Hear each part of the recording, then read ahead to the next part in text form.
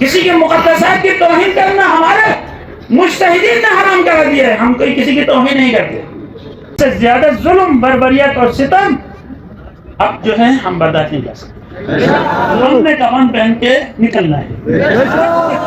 جب تک انصاف نہیں ملے گا ہمیں، جب تک ہمارے ساتھ زیادتیاں بند نہیں کر دی جائیں گی، جب تک یہ لعنتی بیلنس قانون ختم نہیں کر دیا جائے گا، جب تک اقلیت کو اکثریت کے اوپر تسلط دینے والی غلط پالیسی کا جنازہ گلگت بلتستان سے نہیں نکلے گا، فرقواریت کا جنازہ جب تک یہاں سے نہیں نکالا جائے گا، دہشت گردوں اور خوارج کے جنازے یہاں سے نہیں نکالے جائیں گے، ہم خاموش نہیں رہیں گے.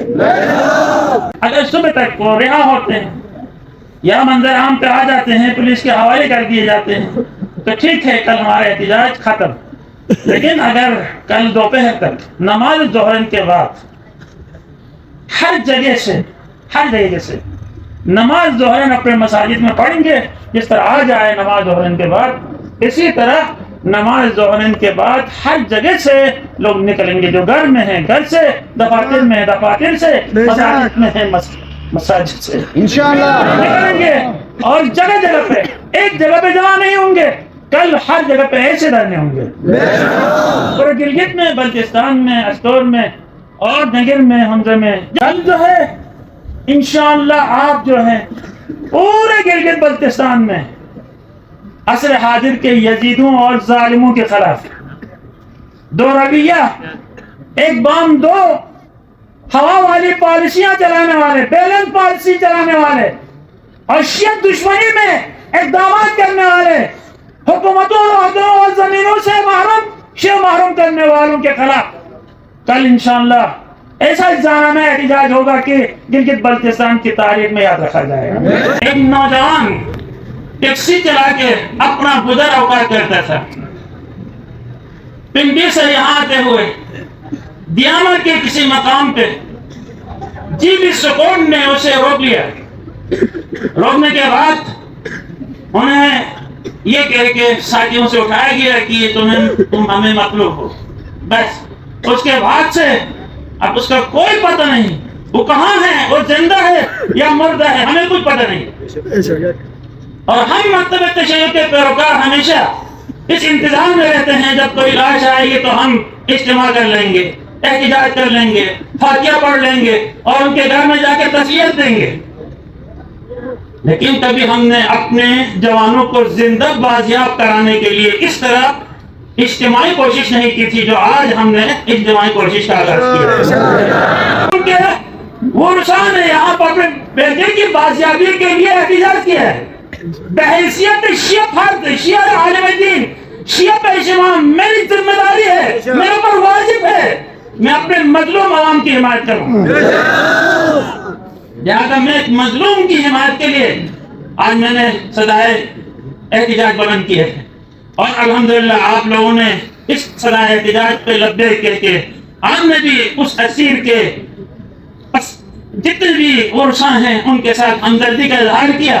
اور آپ کا یہ انقلابی اقدام اور آپ کا یہ جاندارانہ اور بہترین اقدام انشاءاللہ آپ کے آئندہ آنے والی نسلوں اور نوجوانوں کی حفاظت کے لیے بہترین ذریعہ بن جائے گا.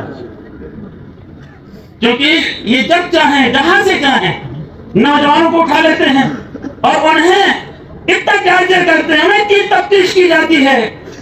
پچھلے جب مولوی کا واقعہ ہوا اس واقعے میں بہت سارے افراد کو انہوں نے لے جا کے بے دردی سے ان کی تفتیش کی. ہم نے کچھ نہیں کہا کیونکہ ہم منصف مزاج ہیں، ہم انصاف کے پیغام دینے والے اور انصاف کے پیروکار ہیں اور ہمارے ائمہ معصومین علیہ السلام انصاف اور عدل کی خاطر شہید کر دیے گئے ہیں اور ہم ان کے پیروکار ہیں. لہٰذا ایک مولوی کے اوپر حملہ ہوا، اس معاہدے کے اندر جو چیزیں لکھی گئی ہیں دیرپا امن کی خاطر ہمارے درمیان یہ طے ہوا تھا کہ ایک جرگہ ہوگا اور جرگہ کے لیے مجھ سے بھی انہوں نے اجازت مانگی تھی، ان ملا سے بھی اجازت مانگی تھی. اجازت جب مجھ سے مانگا یہ حفیظ کیوں ہیں جا کے ان سے پوچھیں، میں نے انہیں اجازت دے دی آپ جرگہ کر لیں. یہ حفیظ اور اس وقت ہمارے مرحوم جناب نگت کے سابقہ جو نمائندے تھے جناب مرزا حسین صاحب، وہ دونوں آئے تھے، لیکن سب پوچھے اب بھی چیف سیکرٹری کے دفتر پہ میرا وہ خط ہوگا جہاں پہ میں نے جرگے کے لیے اجازت دی تھی. جب میں نے جرگے کی اجازت دی تو یہ تو کہا ایک طرف سے جرگے کے لیے رائے آئی، دوسری طرف سے جرگے کے لیے رائے نہیں آئی، ہم جرگہ نہیں کر سکتے. ختم ہو گیا پورا مسئلہ. جب مسئلہ ختم ہوا پھر اس کے بعد ایک سازش کے تحت رینجر کا واقعہ کروایا گیا اور اس رینجر کے واقعے میں بلا وجہ ہمیں گرفتار کیا گیا اور عدالت جیل پہنچایا گیا. وہاں پہنچانے کے بعد ہم جیل کے اندر سے باہر بیٹھ کے اپنے ڈیروں نے معاہدہ کیا. آپ بتائیں اس معاہدے کے ہم پابند ہیں؟ جس نے کیا ہے وہ جائے اس کے پر عمل کروائے، لیکن اس کے برخلاف 2012 کا ایک ضابطۂ اخلاق مارد وجود میں ہے، کیونکہ 2012 میں پھر حالات کشیدہ ہوئے، انجمن کے اوپر اور تنظیم کے اوپر پابندیاں عائد کی گئی، مساجد بورڈ متعارف کروائے گئے اور پھر اس کے بعد ایک ضابطۂ اخلاق مارد وجود میں لایا گیا کئی نکات پہ مشتمل. اس ضابطۂ اخلاق کے اندر میرے بھی پورا سائن ہے تمام صفوں میں، اور میرے جتنے بھی جرگے کے افراد تھے مساجد بورڈ کے ان کا بھی سائن موجود تھے، اور پھر ملا کا بھی اس کے اندر سائن ہے، اور پھر ان کے طرف سے جتنے مساجد بورڈ کے راکن تھے ان کا بھی سائن تھا. اب ان تمام کے تمام جتنے بھی شکیں ہیں ان شکوں کے ہمیں پابند ہوں اور وہ بھی پابند ہیں. میں گورنمنٹ سے مطالبہ کرتا ہوں، میں اداروں سے مطالبہ کرتا ہوں، میں مسلح افواج سے مطالبہ کرتا ہوں، چیف سیکرٹری سے اور آئی جی پی سے، جنرل صاحب سے، اس 2012 کے ضابطۂ اخلاق کے اوپر عمل درآمد کیوں نہیں ہوتا ہے؟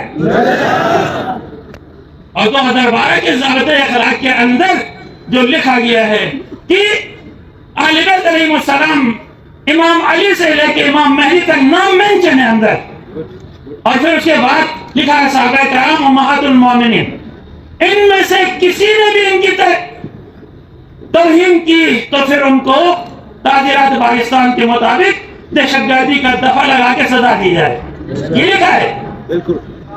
جب یہ لکھا ہے تو آج تک جب سے 2012 سے اب تک یہ معاہدہ ہوا ہے، میری ایک تقریر لائیں، ایک جمعے کو خطبہ دکھائیں، ایک مجلس اعزاز میں کوئی ایسا نقطہ دکھائیں جو ضابطۂ اخلاق کے خلاف ورزی میں نے کیا ہو.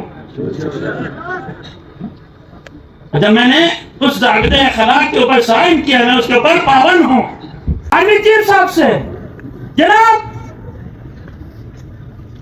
عاصم منیر صاحب، آپ قرآن سے آشنا ہیں، قرآن کی آیات آپ کو معلوم ہے، اور آپ نے جو کارنامہ انجام دیا ہے فتنہ خوارج کا استحصال، جو آج آپ پاکستان میں فتنہ خوارج کے ساتھ جو ہے نبرآزما ہیں، یہ آپ کی پالیسی مجھے سمجھ میں نہیں آ رہی ہے. یہ فتنہ خوارج پورے پاکستان میں آپ کے تحت ہو رہے ہیں ہاتھوں، لیکن گلگت بلتستان کے فتنہ خوارج کی آپ کی طرف سے سپورٹ ہو رہی ہے. یہ ہمیں سمجھ میں نہیں آ رہا. اور اس وقت ابھی میں سن کے آیا، ابھی موبائل کھولا تو ایک شنا زمان میں کمانڈر اتنی داڑھی اتنے بال اور فوج کو للکار رہا ہے، اس یزیدی فوج، امریکہ پٹھو، اسرائیل کے پٹھو فوج، کافر فوج کو ختم کیے بغیر ہم نہیں لیں گے. ابھی میں نے سن کے آیا، وردی پہن کے تنگیر کے اندر موجود تھے اور اتنے بڑے اسلحے ساتھ لے کے بیٹھے، اور ادھر سے ایک شیعہ ٹیکسی ڈرائیور کو پکڑنا تمہارے لیے کتنا آسان ہے، اور وہ دہشت گرد جو تمہیں کافر کہتا ہے، تمہیں امریکہ کا غلام کہتا ہے، تمہیں واجب القتل قرار دیتا ہے اور کہتا ہے ان کو قتل کیے بغیر دم نہیں لیں گے، عنقریب فوجیوں کا خاتمہ کر دیں گے. مجھے سمجھ میں نہیں آتا گلگت بلتستان میں آپ ان فتنہ خوارج کے مقابلے میں خاموش کیوں ہیں؟ یہ جو بل پاس ہو رہے ہیں، ہماری زمینیں، ہمارے چراگاہیں، ہماری معدنیات، یہ عوام کا حق ہے جو آپ گرینڈ فارم میں دے چکے ہیں. آپ دوسرے بل لا کے ان کو ہمارے پر حرام کرنے کی کوشش کیوں کر رہے ہیں؟ یہ سمجھ نہیں آتا ہے. جب آپ نے گرینڈ فارم لایا، ہم نے مخالفت کی، ہم نے وضاحت کیا کہ ہم نے دریا کے کنارے سے پہاڑ کے چوٹی تک تمام لوگوں کو مالک بنا رہے ہیں. ٹھیک ہے اگر ایسی بات ہے. اور ابھی اس وقت معدنیات میں کام کرنے والوں کے لیے بارود بند اور معدنیات بل لینے کے لیے آ کے اور ہمارے تمام معدنیات کے جتنے بھی ذخائر تھے وہ لوگوں کو بندربار کر چکے ہیں. آن لائن لیزنگ دے کے فارغ کر چکے ہیں. بھائی تمہیں یہ اختیار کس نے دیا ہے؟ سپریم ریفارم کے ذریعے سے خالص سرکار کے کالے کاروں کو جب تم نے ختم کر دیا تو اب پھر دوبارہ ہے کہ ہمارے چراگاہوں کے اوپر، ہمارے زمینوں کے اوپر اور ہمارے معدنیات کے اوپر آپ کو قبضہ کرنے کا حق کس نے دیا ہے؟ لہذا یہ جدید جو بھی اس قسم کے کالے قوانین ہمارے خلاف اور ظلم و بربریت آپ اچھی طرح جانتے ہیں. تو